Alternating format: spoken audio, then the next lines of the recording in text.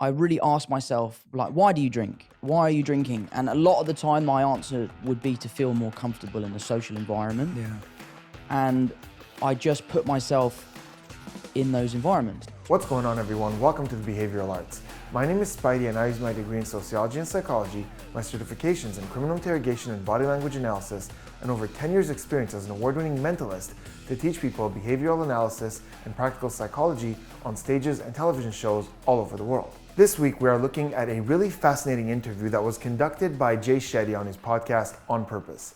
And he's interviewing Tom Holland, who's best known for his role as Spider-Man or Peter Parker in the Marvel Cinematic Universe. And in this interview, he really opens up and talks about a lot of personal things.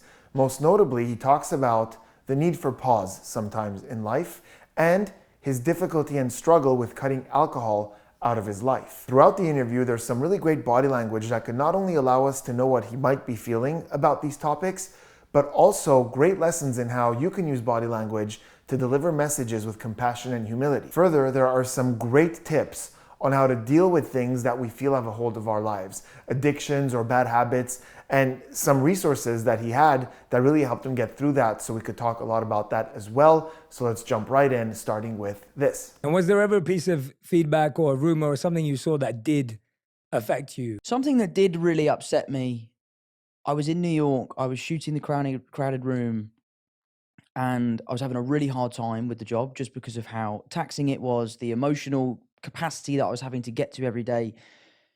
And I decided to delete my Instagram because I just felt like I was so addicted to this kind of false version of my life that it was just taking over. It was becoming a problem. I was just obsessed with it, and I was obsessed to find out what people were saying and what they thought about me. And the thing that really upset me is the press ran with that. And they tried to make out that I was having this mental breakdown. And what upset me was, if I was having a mental breakdown, that's not for you to report on. They took the story in the wrong direction, and they painted, again, this negative light on mental health, rather than saying, oh, he's doing it. It's okay that he's doing it, so we should all feel okay to do it too. They were saying, oh, look, he's not the perfect happy-go-lucky kid you think he is. He's having a nervous breakdown in New York. And I think that was a really unfair line of journalism, let's say, because I just think it, again, kind of painted people looking for help in the wrong light, if you know what I mean. Yeah. So that clip is a great example of why I found this interview really fascinating, because there's a lot of things that happen with Tom Holland's body language, particularly his facial expressions, that are really interesting. And I wonder if they have to do with his experience and talent as an actor. So just in that clip, we see twice a lip compression. And this is when someone's talking and the lips thin out like that. Now, in most cases, in an interaction, when we see someone's lips thin out suddenly, it indicates disagreement or withheld opinion. So notice how you might be in a group setting and someone's saying something that you disagree with or that you have an opinion on, but you don't really want to share it, so you might go just like this. It's literally the mouth just trying to keep information in. Now, I'm not saying this is the only reason we ever see lips compressed. There are a lot of other reasons. Like, for example, when we're angry, very typically there's a lot of tension around the mouth. So we might see the lips compress. Or with a mouth shrug, for example, when we don't know something, we might go like this. So you might see lips compress and rise a little bit. All I'm saying is that in a social situation, if suddenly you see someone's lip compress, and it's not part of a bunch of other behaviors, they're not shrugging, they're not angry, just those lips compress, it's usually a pretty good guess that they're either holding something in or disagreeing. But for Tom Holland, that's not the case, because for him, this lip compression that we're seeing is baseline. It's happening a lot throughout this interview. So it happens a lot, but it happens particularly between sentences. So he's done a sentence, he takes a pause. Often we see a swallow with that as he gets ready for his next sentence. So we're seeing it a lot.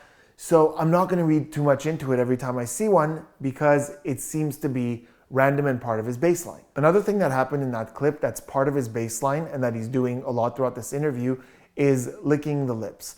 So in a social interaction, if you observe someone who suddenly begins to lick their lips more often, it's usually a good indication of one of two things. The first is stress, because when we're stressed, the mouth dries out, and this attempts to correct that. The second reason is grooming, and grooming is any gesture we do to fix our appearance and make ourselves look more presentable. and licking the lips is part of that because it brings more color to the lips and makes us appear more presentable. So can you look at this as part of his baseline and go, well, maybe throughout this entire interview, he wants to look more presentable. That's why it's happening a lot. Yeah, you can. But the bottom line is I can't look at each licking of the lips and go, oh, why did that happen there? Because it's happening throughout the interview, regardless of the reason. This is such a great example as to why baseline matters. Because if I'm interviewing someone and I haven't observed as part of their baseline that they lick their lips a lot or do a lot of lip compressions, now all of a sudden a topic comes up and we're getting some lip compressions and we're seeing that lip licking happen a lot more often. Well, maybe they're holding something back. Maybe this topic is stressing them out for some reason. So I'll make a note of that and dig in a little more on that topic. But with Tom Holland, it's happening regularly throughout the interview, and there doesn't seem to be something causing it. In fact, here's a clip of him talking about a movie that he filmed when he was quite younger called The Impossible. And in that, we see both a lip compression and a licking of the lips. Take a look. I was lucky enough to get the part. All of a sudden, I was on set with Ewan McGregor and Naomi Watts, and we made The Impossible. And to be perfectly honest with you, it was just a hobby. It was something that my mum would let me do on the summer holidays. There's an interesting little cluster here that is going to give us more baseline information on his behaviors. It's when he's talking about how he didn't like the way he was being on Instagram. And he says, it was becoming a problem. I was obsessed with it. And as he's saying that, problem, obsessed with it, we see a few things. We see a quick shrug, and this again is part of his baseline. He shrugs a lot as he talks. Those shoulders are constantly going up and down. But on his face, we see an eye block. So he closes those eyes as his eyebrows furrow downwards like this. Furrowed eyebrows means like in a downwards V position like this. And furrowed eyebrows are typically not overly positive. We see it with things like anger. We see it with disgust, like if something disgusts you. We also see it in deep thought. If someone's like really thinking about something, we might see those furrowed eyebrows, but we rarely see it in big positive moments. So here we have these furrowed eyebrows. We have even the nose is slightly scrunched like this. So this would denote like disgust towards this idea. And we have this eye block, closing the eyes. And this is typical, very studied gesture. We even see it in blind children. And this is something we do when we're trying to keep a thought in or a thought out. So often with unpleasant things, you might see this exact cluster like, I don't want to think about that. I don't want to visualize that. Another really interesting thing we see with his eyes is when he says, if I am having a mental breakdown, that's not for you to report on. And we see this light squint in his eyes. And this is something that we see quite often when someone's being critical of someone else or giving them advice in sort of an irritated fashion. Like someone does something and you go, what are you doing? Don't do that. You're not supposed to do that. Don't do that. What are you doing? So it's kind of like I'm a little confused. I'm a little irritated and I'm giving you very firm advice. We also often see this with a very sarcastic thank you, like someone going, no thanks, really, thank you so much. You know, that's kind of thank you, but really not thank you. So it's rarely a positive thing. And in this moment, it's coming with that kind of, this was none of your business. It's none of your business. One last thing with the eyes, and this is a constant theme in this interview, and it's really fascinating, and I think it's part of the reason he's a great actor. Right there at the end, when he's talking about himself, like what they were saying about him, he's not the happy-go-lucky kid that you thought he was. We see his eyes open up and his eyebrows go up. And this happens a lot. Look for it. When he's talking about himself in the past, in the present. Here's the interesting thing though. Even when the interviewer says something and Tom Holland is surprised by it, we don't see this. It's not a reaction. It's more often when he's talking about himself. We rarely see that because this eyes open and eyebrows up is something we usually do as a reaction. Someone says something and go, oh my God, you're kidding. Now, the reason I find this really interesting is because the mobility of our eyebrows is a social tool. We evolved to be able to use our eyebrows to communicate. In fact, there's been research that shows that we recognize people more if you remove their eyes than if you remove their eyebrows, because our attention goes quite a bit more to eyebrows. We can indicate a lot. So those eyebrows go up. This is a way that we get attention, right? If you're walking and you see someone looking like this, you're gonna be like, what are they looking at? Like we instinctively know that this deserves attention. And he often does this when he's emphasizing something, talking about something, but rarely as a reaction, because he's not trying to take importance away from the person who's talking. He's only trying to do it when he's talking himself It's really fascinating. So what we're learning already just from this short clip is that Tom Holland is really, really expressive with his eyes. He says a lot with his eyes, whether it's, emphasizing something as he's talking, whether it's that little bit of criticism, whether it's this unpleasant thing that he doesn't want to think about. There's a lot going on with his face. And I think as an actor, this is a huge asset that he has. In fact, there's a scene that I've always loved of Tom Holland. This is in the movie Infinity War, and he is Peter Parker, or Spider-Man. And for those of you who don't know the movie really quickly, Iron Man, played by Robert Downey Jr., welcomes him officially into the Avengers. He kind of mockingly knights him into the Avengers, which is for Spider-Man, this huge honor. It's very prestigious to be part of the elite group of superheroes. And he communicates so much without saying a single word. Take a look at that scene. Kid, you're an Avenger now.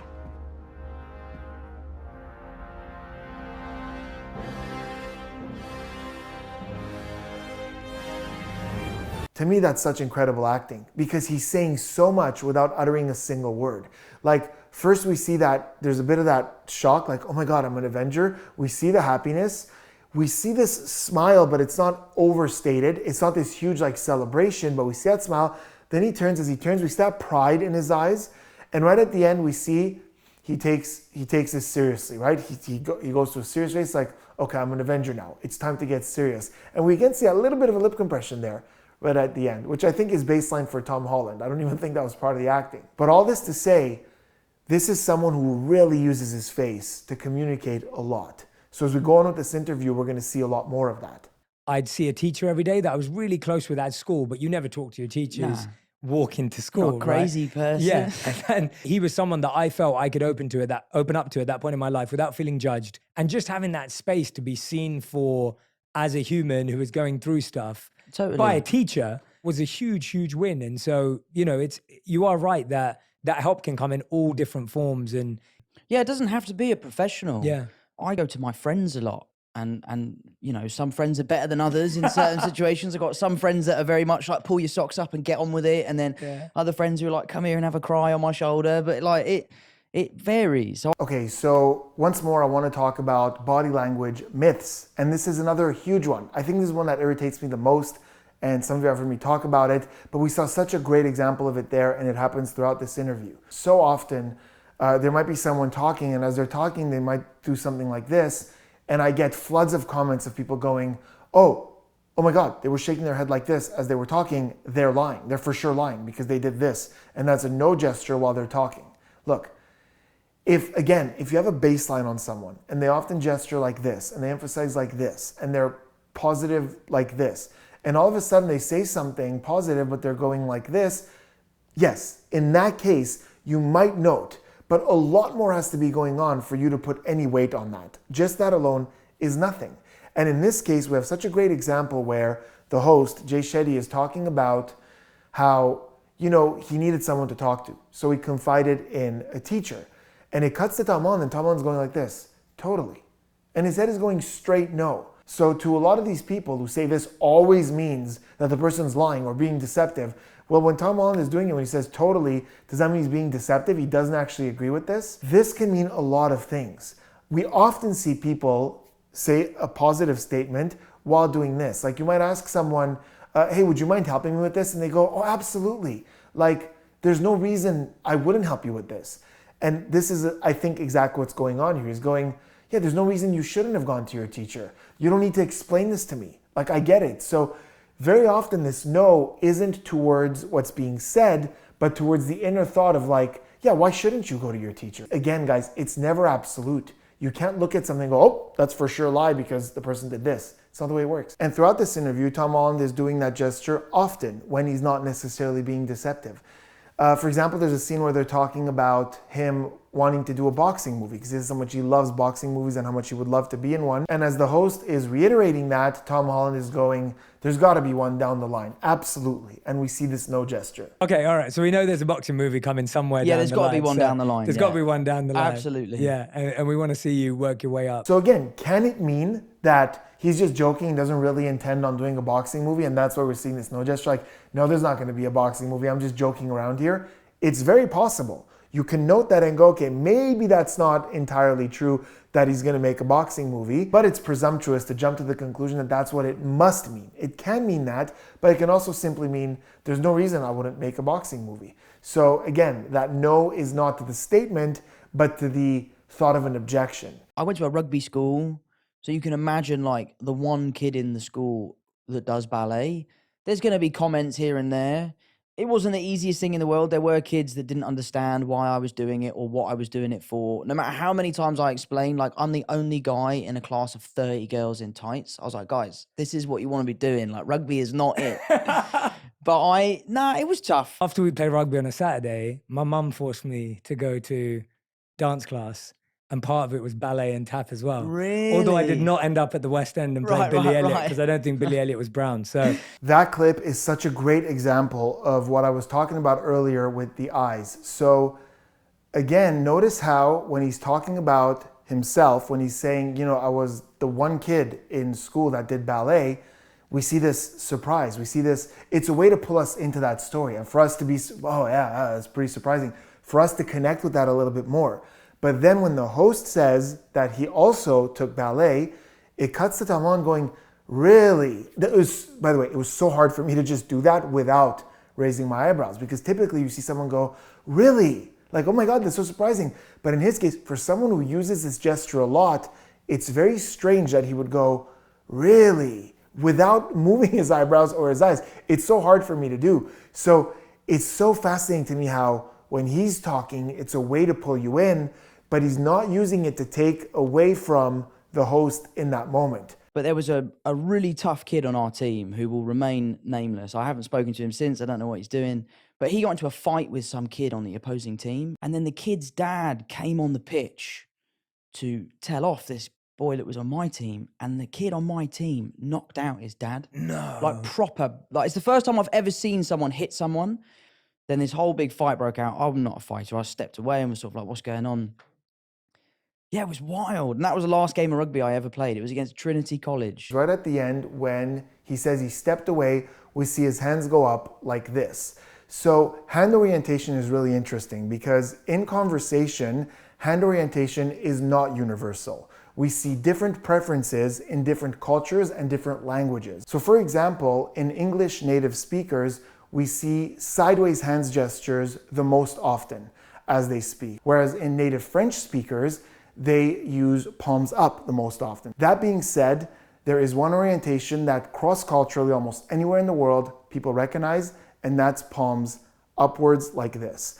And this is usually a sign of negation. So if you want to stop someone, or you want to stop a cab or something, or get someone's attention, or just say stop, this happens. We also use it as a display of innocence. When both hands go up, say, I'm not involved in this. So it's still negation, but it's also like showing, and the eyebrows go up too, and we just show complete openness, like I have nothing to do with this. And Tom Holland very often uses this when he's trying to just show like I have nothing to do with that, and these kind of negations within his sentences. We see it a lot throughout the interview. Mate, do you know what you should watch? I admittedly watch it to go to sleep if I'm ever feeling stressed or like overstimulated. Yeah. I watch this guy called Chris Ramsay. He's like a YouTube guy. He's a magician, but I just watch him solve puzzles. He like buys these Japanese like handcrafted puzzle boxes. Wow. And he just solves them. And I've started buying them. Okay, I really don't have much to analyze on that clip in terms of body language, but massive shout out to my buddy Chris Ramsay. He's such a hard worker, and we were all so happy when we saw the interview and Tom Holland was like, oh, I watch Chris Ramsay, he's a magician, he solves puzzles. Like, Tom Holland watches Chris. So yeah, Chris is an amazing YouTuber, and I highly recommend you guys go check out his channel. He puts so much effort into his videos. They're so entertaining. You'll even see me in a couple of his videos. We've done a lot of collabs together. But yeah, Tom's absolutely right. The puzzle videos, and it's hard to explain. It's hard to explain until you witness it why watching someone solve a puzzle is just so calming and relaxing. But he's so right. Like, Chris gets these super elaborate puzzles made custom, and he spends hours just trying to figure out how to solve them, and it's just a joy to watch. He's one of the best YouTubers out there. So I'll leave a link to his channel in the description. Go show him some love. He's incredible. Okay, now we're gonna move on to a deeper part of the conversation where Tom Holland's going to open up about his challenges with quitting alcohol. And there's a lot of really great communication lessons here, a lot of great body language, and some great advice, actually. But before we do me a huge favor, hit that subscribe button, turn those notifications on for more behavioral analysis and practical psychology content. Also, for regular viewers who might want to encourage the channel, I will leave a link in the description to the new membership area where you could find out more about perks you can get as a member of the channel. You gave up drinking about a year and a half ago. Yes. And you said it was the hardest thing you ever did. Yes. And I wanted to know what was so hard about it for you. I just, like many Brits, had a very, very boozy December. Christmas time, I was on vacation, I was drinking a lot, and I've always been able to drink a lot. And I decided to just give up for January. I just wanted to do dry January, and all I could think about was having a drink. It's all I could think about. And it just really scared me. I just was like, wow, maybe I have a little bit of an alcohol thing. So I sort of decided to punish myself and say, I'll do February as well. I'll do 2 months off. If I can do 2 months off, then I can prove to myself that I don't have a problem. Okay, so I'm sure that some of you caught this, but in that short clip, we see him lick his lips twice. Now, we already established this as part of his baseline. It's happening a lot throughout the interview. Now, despite the fact that it's baseline, 2 quick lip licks like that might be noteworthy. You know, you might go, okay, maybe he's a little stressed about this, but again, it's not jumping out to me as much as someone who doesn't lick their lip, who would all of a sudden be doing this many in that brief answer. So maybe it's noteworthy, but because it's baseline, I didn't give it that much importance. What I did notice, however, is in this answer, we see him scratch his head numerous times. Now, hand to head is not rare for him. He often runs his fingers through his hair, sometimes he stops, but here it's different. Here it's scratching. And what's strange is, for one of the scratches, the right hand extends across like this to scratch on the left here. So typically with an itch, if we're just kind of scratching an itch, we take the most direct path to get there. So if it's on the left side of the head, just the left hand will go get that itch. Whenever I see the hand cross over to the other side to either scratch or rub or something, to me that's a pacifier. And pacifiers are gestures that we do. They're also called self-soothing gestures or adapters. There's a lot of names for this in the research. But it's gestures that we do to soothe ourselves in moments of stress. And you'll notice after he scratches here, he kind of leaves his hand there for a moment. And any surface area that stays in contact, especially around the head, is quite self-soothing. You know, sometimes you see someone rub like this, but sometimes you just see they might kind of do this or this because it feels nice. It brings warmth and it is self-soothing. So the arm is staying there. Then we see a scratch on the right side of the head. And again, these scratches are not so much part of baseline. Often the fingers run through the hair, but these more jittery scratches seem a lot more self-soothing. I was really, really struggling, and I started to really worry that maybe I had an alcohol problem. So I decided that I would wait until my birthday, which is June 1st. I said to myself, if I can do 6 months without alcohol, then I can prove to myself that I don't have a problem. And by the time I had got to June 1st, I was the happiest I've ever been in my life. I could sleep better. I could handle problems better. So again, in the beginning of that answer, we see him lick the lips twice. And once again, as much as this is part of baseline, it's happening more frequently while he's talking about alcohol. So whether it's because this is a stressful topic or we're grooming because we're a little more self-aware, I don't really know. Or maybe it's simply baseline, but it just seems to be happening a little bit more around this topic. Let's talk about those hands again. Once again, we said it earlier, and this was such a great example, as he's talking about, you know, his past with alcohol and what he was trying to do, we see the hand like this. He's gesturing with that sideways hand, which once again is very common for English speakers. So he's saying, if I can go 6 months without alcohol, I could prove to myself that I don't have a problem. And we have this sideways hand the entire time that he's saying that. And it's so funny because I imagine myself saying that in French, and somehow as I was doing it, my hands turned upwards. I was like, si je peux aller 6 mois sans alcool, je peux me prouver que j'ai aucun problème. And my hands just kind of naturally want to do this. It's so bizarre. Then at the end when he says, I was the happiest I've been in my life, we see the hands go up like this. It's not up here like before, but we're still seeing that gesture with the hands going upwards like this with the palm outwards. Now we know what this means quite universally. These are the, negation, no. We saw him do it earlier in a moment of negation, when he was talking about how this wasn't his fight, he had nothing to do with this. We saw those hands go up. And here he's talking about how this was the happiest he's been. So I think this is the hands going up going, that is undeniable. There is no other time where I was happier than this. And so like, this is the epitome of happy. This is further emphasized by the fact that he is going no with his head, right? So he's going, this was the happiest I'd ever been in my life. And that head is going no with that no gesture. So we have this negation, but it's not because he wasn't happy. I mean, you could interpret it like that. You go, wait a second, maybe he was not happy, because that's a stop, that's a negation, and this is a negation. But I think it's more likely that he's going, nothing has ever been happier than this. So what a great example of how body language is not absolute. He's talking about a very positive thing here with two negation gestures, but it's more about what's happening in his head than the words that he's saying. I'm really lucky that all my friends are super supportive about it. I've never run into that scenario where my friends are like, oh, go on, just have a beer, like, you're fine. They've always sort of really supported me. And I don't want to be that person that's saying to people, you should get sober, you should get sober. If I could encourage someone to drink less, then that's great. But I don't want to start getting into the world of, you need to stop drinking, because it's not for me to say. I went on my own little journey. I'm really enjoying it. Okay, so that is one of my favorite clips from this entire interview for so many reasons. We're seeing so many things come together, and we're understanding this message because of the fact that we've been able to baseline some other behaviors. So first of all, the moment he says, I don't want to be that person, like he's going to start talking about the person he doesn't want to be, there's a very noticeable increase in his volume.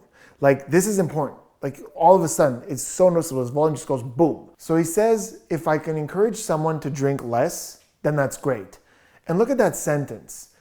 It's so kind, because first of all, if I can encourage someone, not make someone, not force someone, not help someone, because even if I can help someone sounds a little condescending, because not everyone needs help. You know what I mean? So if I can encourage someone to drink less, not drink, not quit drinking. So he's not making it this heavy sentence. He's saying, if I can encourage someone to drink less, then that's great.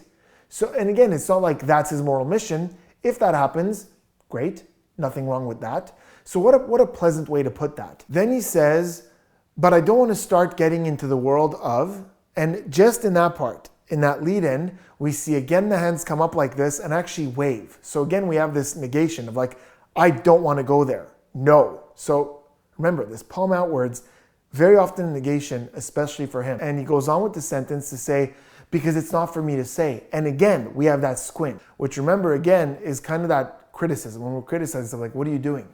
So it's like in this moment, he's almost critiquing that version of himself, the one he doesn't want to be, the one who gives people advice that's unsolicited. Now, there's one more thing I want you to notice about the delivery of this message, and it's not something we're seeing, it's something we're not seeing. At no point in this does he talk about alcohol or people who drink, and do we see any of that scrunching, any of that eyebrows down, that confusion, any disgust, none of that. In his entire tone, in this clip, there's no judgment whatsoever. He's even saying, like, it's not for me to say. You know, if I can encourage someone, great, but I don't want to be that person. And there's no judgment. And let me tell you something. Being non-judgmental is one of the greatest attitudes you can have in any interaction. So in interrogation training, we're taught to never judge anything at any point, because when people feel judgment, they shut down. And this is something that extends into so many areas of my life. And I promise you, the moment you start applying this, you will see such positive change in so many aspects of your life. I have an entire video on the channel with examples of how a non-judgmental approach can open people up. And you could see it working in an interrogation room. I'll leave a link in the description to that video. But essentially, we're taught that in interrogation, when you get a mini confession, when someone opens up to you about something, you don't judge because it'll shut them down. You just openly talk about it. So for example, let's say an interrogation or interview or in a conversation where we're trying to get information out of someone might say something like, sometimes they think about stealing from work. You know, this is just an example. Now, if you go, I knew it, you're a criminal, lock him up, obviously they're just gonna shut down. But if you say something like, well, thank you for sharing that with me. And you know what? I got to be honest. I think we all have had thoughts like that cross our mind. In fact, my nephew just last week got in trouble at school because he stole from one of his friends. Think about what that does. The fact that you're not judging the person will allow them to open up more and give you more information because they don't feel judged. But the interrogation room is not the only place where this kind of attitude is beneficial. For example, a lot of my viewers know that I worked in therapy for years, and I know a lot of therapists and mental health professionals watch the channel, so you can confirm this in the comments. But if you're talking to someone and they reveal to you something that, like a fantasy that they have or a thought that they have, something that's difficult for them to confess, you don't slap down your pen and be like, whoa, what? Get out of here, you creep. What are you talking about? Oh my God. You don't react that way, right? You just go, okay, I think that's quite normal. We all have thoughts like that every now and then. You might, share an anecdote of something similar that you can relate to. And when you have that non-judgmental attitude, it allows people to first feel more heard and understood, but second, open up more. So this attitude that he has towards alcohol is really incredible in this clip, because someone listening to this who may not have a serious alcohol problem, but maybe drinks a little more than they want to, might look at this and go, yeah, you know what? Maybe I should try the same thing, because you don't feel judged. As opposed to if he was like, alcohol was the worst thing in my life, and if you drink, you're disgusted. It's not that. It's not this judgy thing. Even his facial expressions, there's no disgust, there's no judgment, just acceptance, just tolerance. But yeah, I wonder for you, did you find that there's a really fine line between like, oh, I know I can drink a lot, and then all of a sudden you're kind of not addicted beyond that? No, addicted, mate. Yeah. Like, I'm happy to say, I was definitely addicted to alcohol, not shying away from that at all. I think anyone that wakes up and anyone that has a beer every day is probably got a little bit of a problem. But yeah, you're right. I would drink and drink and drink and drink, and then you would just reach that moment where you're like, wow, I shouldn't have had that last beer. And you wake up the next day and you have a terrible headache. And I bet a few of you are feeling like mentalists right now with this clip, because we saw two gestures again that are so consistent. One is when he said, I'm not shying away from that at all. We saw the hands go up. And I'm sure a bunch of you saw that, again, with this negation. So we could just go back and look at all those moments where the hands go up, and so often it's negation. So when we see these hands go up, we can ask ourselves, okay, what is the resistance here? What is the stop? What is he negating? Then at the end when he said, I shouldn't have had that beer, we see that squint again. Again, remember, it's quite consistent with criticism. We're seeing the squinting of like, oh, I shouldn't have had that beer. I really shouldn't have had that beer. That's what I'm thinking. I'm being critical of myself. So again, remember, this squint, it's not just with him. Quite commonly, when we see someone give us a message with this squint like this, it's often critical, maybe even a little condescending. So in this case, towards himself, he's feeling that way. Now, the thing that is different in this clip is that this one was a little bit more judgmental, where he said, I think anybody who has a beer every day probably has a bit of a problem. So the statement does seem a little judgmental. Again, though, look at his face, though. There isn't that disgust. There isn't even that squint. There isn't anything judgmental about it. It's just he's expressing an opinion. But the other interesting thing about that sentence is that there are two words that lower the confidence of the statement. So it's not everyone who has a beer has a problem. It's probably has a bit of a problem. So probably lowers the confidence, and a bit of a problem. So we live in a world where a lot of people are extremely polarized and convinced that the way they see things is fact. And if you want evidence of that, you're already on the best place to find it, YouTube. Literally search any controversial topic and pick any video on that topic and scroll down to the comments. You will see people who are 100% convinced of one thing and others who are 100% convinced of the polar opposite. Neither one is ready to discuss because they're both certain that their conclusion is the correct one. In fact, this is the reason I believe the non-judgmental approach works. Because we're so used to people being so opinionated in day-to-day conversations, it's refreshing to have someone go, no, it's fine. Whatever you're thinking, that's totally fine. So in a world of polarized opinions, this statement was a little more judgmental than his last statement, but he used words like probably and a bit to mitigate the seriousness of that claim, that if you have a drink every day, you have a problem. Because that could be true, but it could also be not true. There are a lot of people who just enjoy it as a beverage, but it's really not a problem. So I think that's why he's using words like probably and a bit, because it takes away from the certainty of that message. I really worked to sort of change my mindset. I really asked myself, like, why do you drink? Why are you drinking? And a lot of the time, my answer would be to feel more comfortable in the social environment. Yeah. And I just put myself in those environments. But I just changed my mindset. I found really good replacements, things that I could sort of attribute to having a beer. I often found with me, most of it is just the ritual of cracking something open and sharing it with friends and drinking it. Whether it's sparkling water or a beer, I don't associate, like, I don't see a difference. Yeah.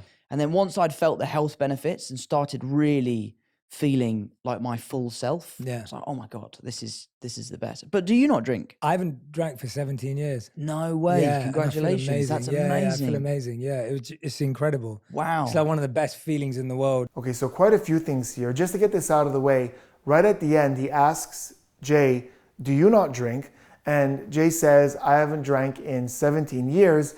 And notice Tom Holland's expression. He goes, no way. And he's actually going yes with his head. So remember how earlier we were saying this doesn't always mean no? Well, it turns out this doesn't always mean yes. This could be encouragement.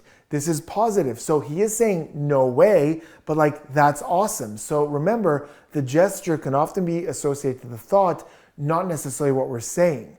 And the camera instantly goes wide and you see Jay and he's going, I feel amazing. And as he's saying that, he's going no. So it's almost like they took the head gestures that the other one's supposed to have and swapped them. Because I can imagine Tom Holland going, no way.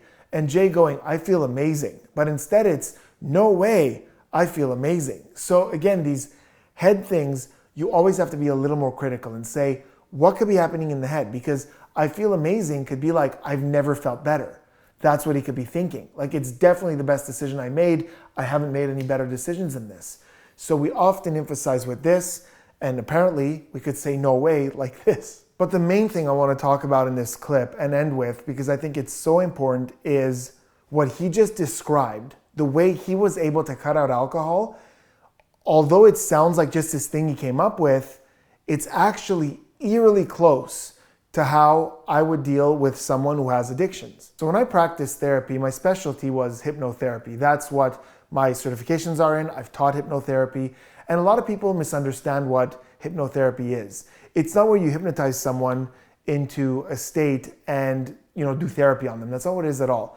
Hypnotherapy basically means that the therapy is happening on a subconscious level. So we try to nip the problem at the bud instead of other forms of therapy where you talk about it, rationalize it, come up with resources, which can be very beneficial. Hypnotherapy tries to attack the problem at its root. Try to just find the cause and kind of change the way the person thinks or feels about it, as opposed to consciously trying to deal with the issue. And there are a lot of situations or cases like phobias or emotional management or bad habits that someone's trying to work on where hypnotherapy could be extremely effective, amazingly so.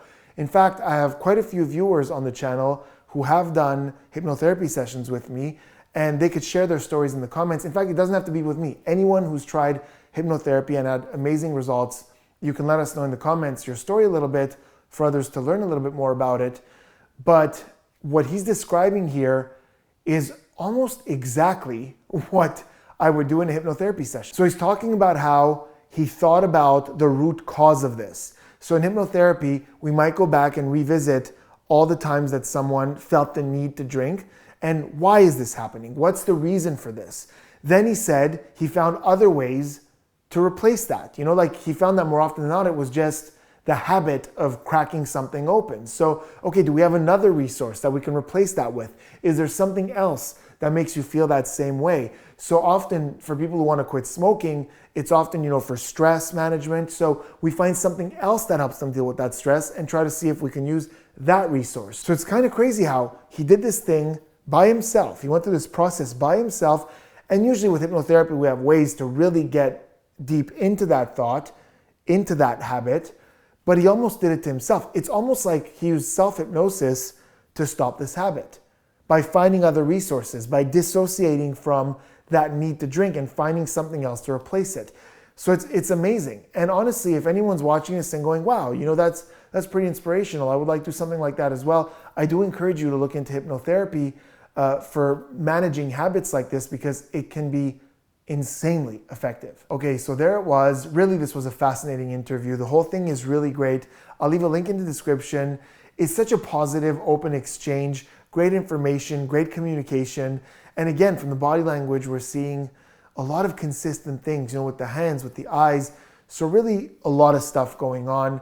And then at the end, just a really great conversation here about, kicking that bad habit, but not being judgmental about it, as such an open way of communication that I promise you, if you start communicating that way without judgment, you'll be amazed at the results that you get. So yeah, this went a little bit beyond body language into other aspects of psychology. Let me know in the comments what you thought of that, and I will see you on the next one.